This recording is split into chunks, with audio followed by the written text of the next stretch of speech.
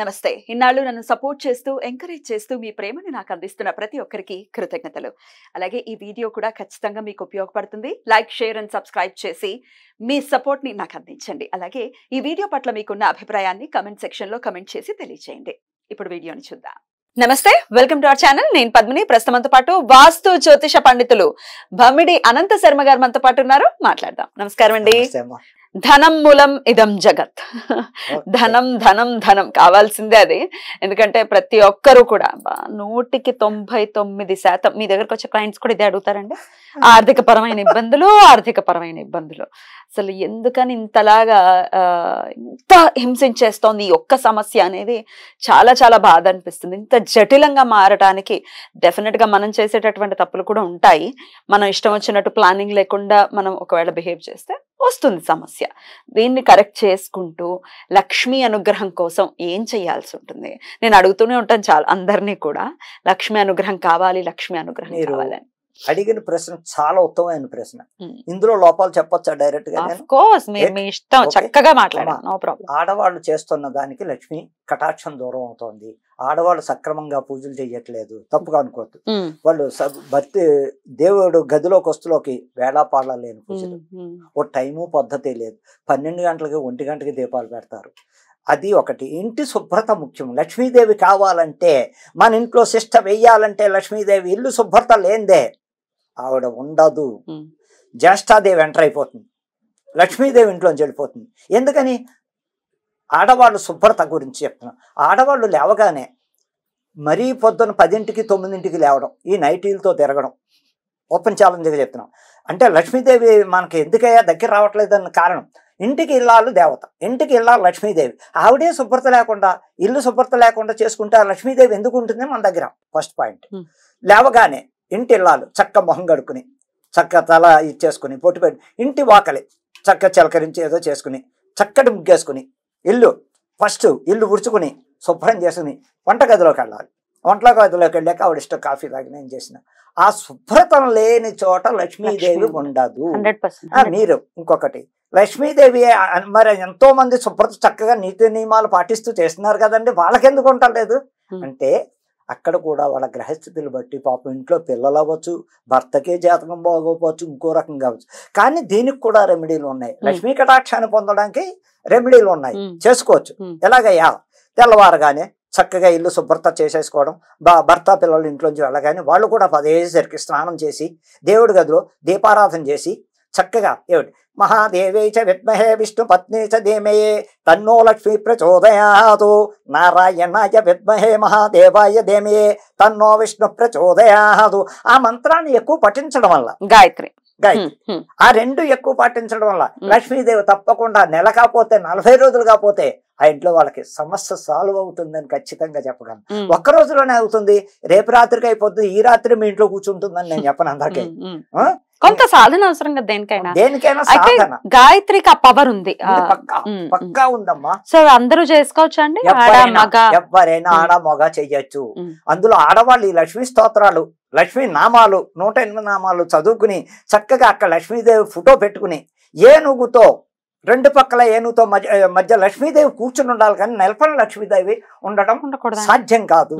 ఎందుకమ్మా అంటే నెలపడి లక్ష్మికి నిలబడదు, అదే కూర్చోకుండా ఆవిడ కూర్చుని తామర పువ్వులో కూర్చుని 2 పక్కల ఏనుగులతో ఉన్న లక్ష్మీదేవిని ఇంట్లో పెట్టుకుని చక్కగా ఈ ఆడవాళ్ళు కుంకుమార్చన ఎంతో కాదు ఆ నామాలు చదువుకుని ఆ 108 నామాల్లో లక్ష్మీదేవికి చక్కగా చేసుకుని ఈ గాయత్రి, లక్ష్మీ గాయత్రి చదువుకుంటే ఎంత ఉంటే అంతే మన శక్తి.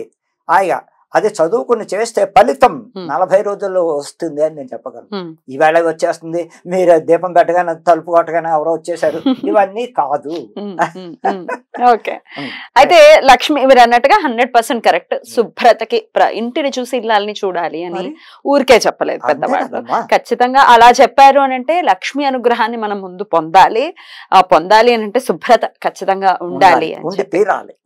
ఒక జ్యోతిష పండితుడిగా చెప్పండి, మీరు ఎన్ని జాతకాలు, చాలా జాతకాలు చూస్తుంటారు, వేల జాతకాలే చూస్తారు కాబట్టి ఏ గ్రహస్థితి ఎటువంటి పరిస్థితుల్లో ఆర్థిక ఇబ్బందిని తీసుకురాదు, ఏ గ్రహస్థితి ఆర్థిక ఇబ్బందిని తీసుకొస్తుంది అంటే దీనికి ఏమైనా సమాధానం ఉందా?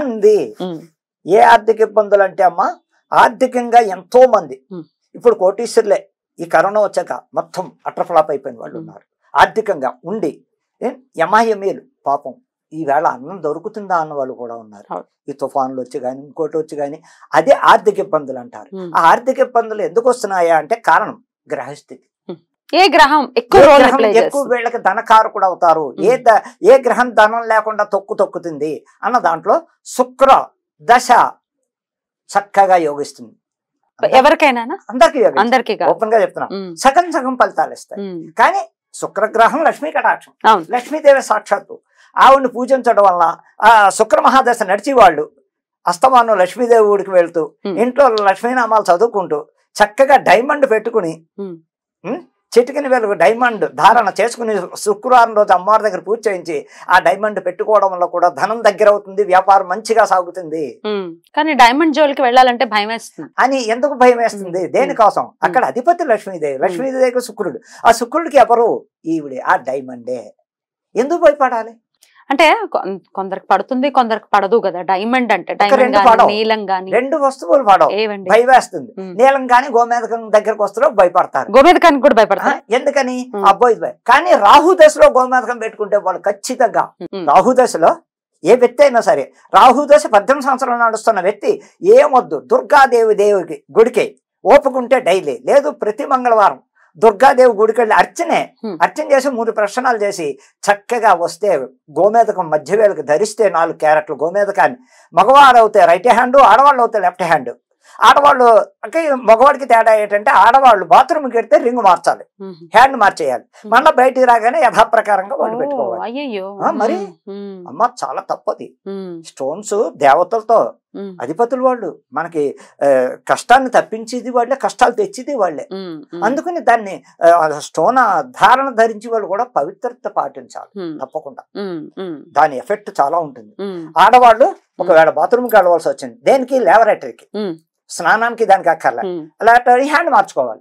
హ్యాండ్ మార్చు చక్కగా ఎడం చేతికి ఇలా ఉంటుంది కాబట్టి దీన్ని తీసేసి పక్కన పెట్టద్దు, హ్యాండ్ మార్చేయడమే. పక్కన పెట్టుకోవడం వల్ల శ్రద్ధ మర్చిపోయి వెళ్ళిపోతాం. అది చాలా మంది జరుగుతుంది.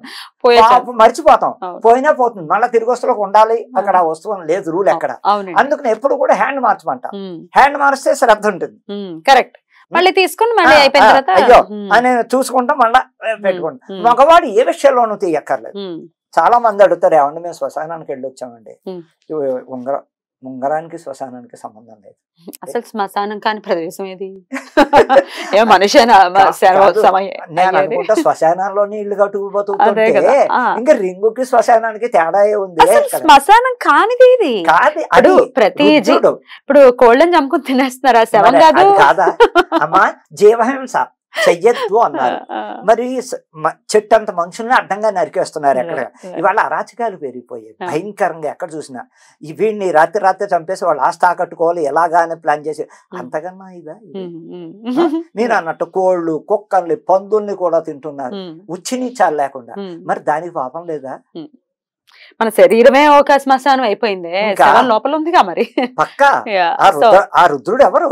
శ్మశానంలోనే ఉంటాడు. ఆ శంకరుడు శ్మశానంలో ఉన్నాడు కాబట్టి శ్మశానం అసలు నిజమైంది మంచిదంట.